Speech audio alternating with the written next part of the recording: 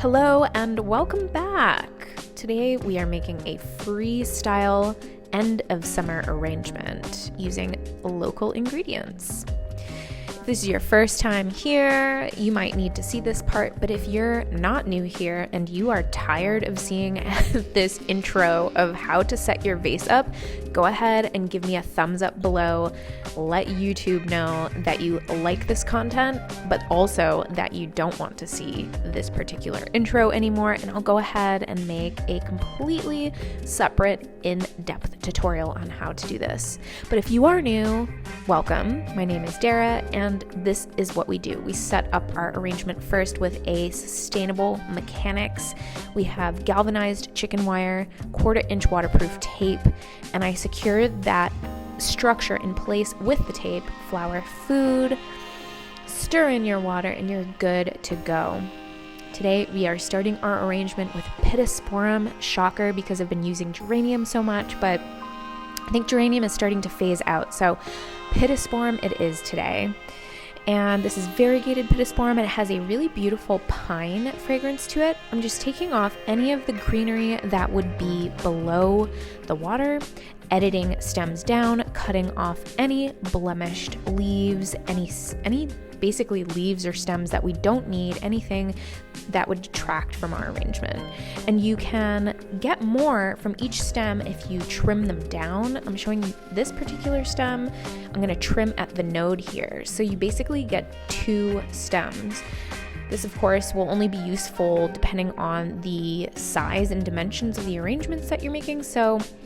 But because I know just by looking at a stem how much space I have and the length at which it's going into the vase, I can just basically by eye measure what is long enough. And with time, you'll get used to that and you'll know. But basically, the more you can edit down a stem, essentially the more design you can get for your money, where you might otherwise be just trimming all of that useful material off. If that makes sense. I feel like that was a big jumble of words there, but today I'm making a half and half arrangement. Has a forward face and a backwards face, front and back, and that pittisporum created some line structure. Then I'm using all of my other line flowers. The second one here is calycina, depending on who you ask. And like all of the other stems, I'm editing this down with my Victorinox florist knife. This is very easy. It's a woody stem, so it can really take kind of a bit of aggression from that knife. It's very easy to clean up. Then our second line flower is stock, beautiful, fragrant, cardamom-y, kind of clovey scent. And I take off all of the foliage on those because the flowers are very delicate, and the more hydration we can get to go to those flowers, the better. Basically, water travels up the stem, and so it reaches the foliage first. Oh my God, wait a second, you guys, this tuberose. It's my absolute favorite right now. Every summer we get this really special variety from a local grower. It's extremely juicy, extremely fragrant, and is our third line flower in here.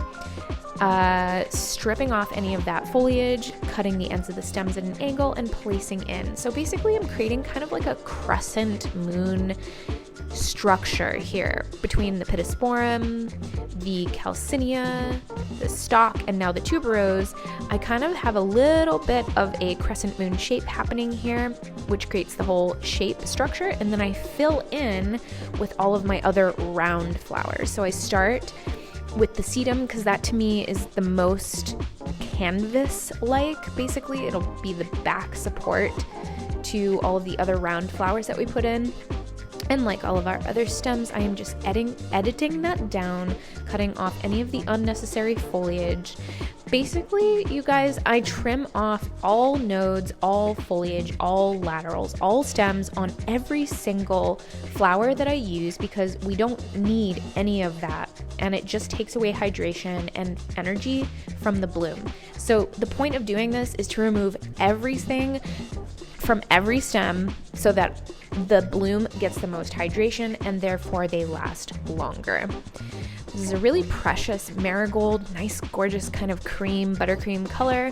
Super obsessed with this. Only saw a couple bunches at market. Usually you get that kind of primary yellow, primary orange, but this was like a nice pastel. And I am basically dotting this around in the negative spaces of the arrangement so that it starts to bring that crescent shape a little bit more out, and that we're creating some depth and dimension in this arrangement. So even though this is an end of, oh my God, another interruption. We have picotee, ranunculus, and okay guys, so this is what I actually centered this arrangement around, and this is hopefully a helpful tip. If you like this tip, give it a thumbs up. But basically, I saw this ranunculus and I knew that this is actually what the arrangement needed to be based on, and that's typically how I approach all of my design work.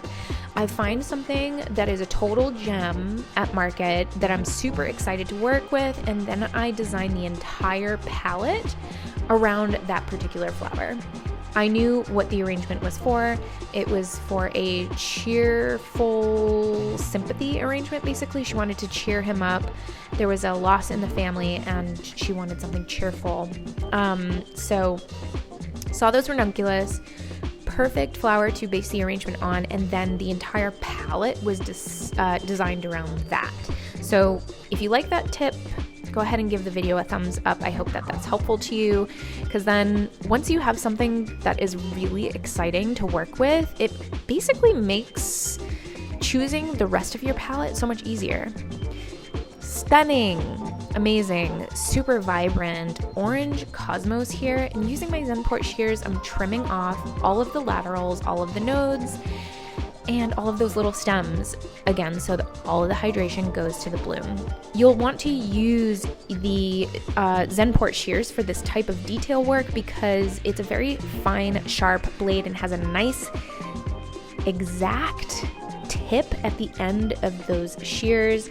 So it's really great for fine detail work and for very delicate green stems like this. So more trimming, more editing, and you can see that stem is totally bare. That's what we want because we want those blooms to hydrate. We want this arrangement to last as long as possible. And then I also dotted these around some of the negative spaces to give it more of an airy look. And I'm obsessed. I'm totally obsessed. I think this is such a cute arrangement. I hope that he enjoyed it just as much as I did. If you have any questions thus far, please feel free to leave them in the comment section below. I'm always very excited to hear from you and chat with you. I love to help. That's why I'm here. Are you a beginner florist? Are you a seasoned florist? Are you just here to be entertained? Let me know why you're here and what your goals are being here and how I might be able to help you. If there's any particular content that you would like to see, let me also know in the comments below. Excited to make more videos for you. Doing the same as I have for all the other stems, I'm editing off, taking all of that foliage off. And ideally, this would be done in the preparation phase, but sometimes I don't have the time depending on when the order was placed. If it's a same day order, I don't have enough time to do that processing, so it gets done as I'm designing. Here is the finished look. I love this arrangement. You can see here, I guess some of that video got cut out, but basically I added mint to the arrangement, a lot of mint. May not be super visible, but mint I think is a very comforting green, and I thought that this would be a perfect perky fragrance to add to this arrangement that would help with that bereavement process. Thank you so much for joining me today. I really hope that you enjoyed this video. If you did, give the video a thumbs up and subscribe for more floral design education and entertainment, and we'll see you in the next video.